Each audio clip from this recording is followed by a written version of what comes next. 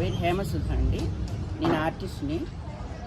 యాక్చువల్గా చంద్రమహేష్ గారు చనిపోవటం చాలా బాధాకరం అండి. కానీ చనిపోవటం ఓకే, ఆయన ఆవిడ మీద ప్రేమతో ఆయన చనిపోవటం మాత్రం నేను హర్షించలేకపోతున్నానండి. అది కాకుండాను చిన్న చిన్న పిల్లలు ఉన్నారు. ఆ అమ్మాయి పాపం ప్రేమించి పెళ్లి చేస్తున్నానంట ఆ అమ్మాయిని కూడా. అటువంటప్పుడు వాళ్ళకి అన్యాయం చేసి ఆయన చనిపోవటం మాత్రం నాకు అలాంటి వాటిని నేను హర్షించనండి. నేను చాలా బాధపడతాను. కాకపోతే ఏంటంటే ఇవాళ కూడా ఆ అమ్మాయిని పలకరిద్దామన్న ఉద్దేశంతో నేను వచ్చాను. ఆ అమ్మాయిని పలకరించి పిల్లల్ని చూసి వెళ్ళాలన్న ఉద్దేశంతోనే ఈ ప్రోగ్రాంకి వచ్చాను. ప్రోగ్రాంలో చూసి వెళ్దామన్న ఆలోచన అంతే. ఆ అమ్మాయిని చూసుకొని మాట్లాడించి ఏదో నాకు తోచింది నేను ఇచ్చి వెళ్దామన్న ఉద్దేశంతో వచ్చాను.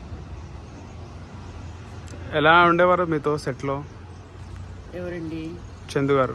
చందు గారు నార్మల్గా ఉండేవారండి. ఆయన ఏమి కాంట్రవర్సీ అని అది చెత్త మాట్లాడటం కానీ ఏం లేదు.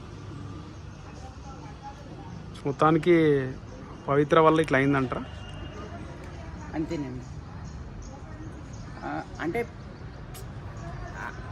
ఈయన కూడా తప్పుంది కదండి. ఆవిడ చనిపోయింది. ఈయన కూడాను ఆత్మహత్య చేసుకోవడం తప్పు కదా. ఉండదు బాధ.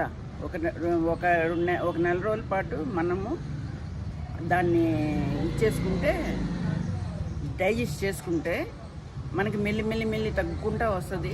ఆ తర్వాత మన రొటీన్ లైఫ్లోకి వెళ్తాం.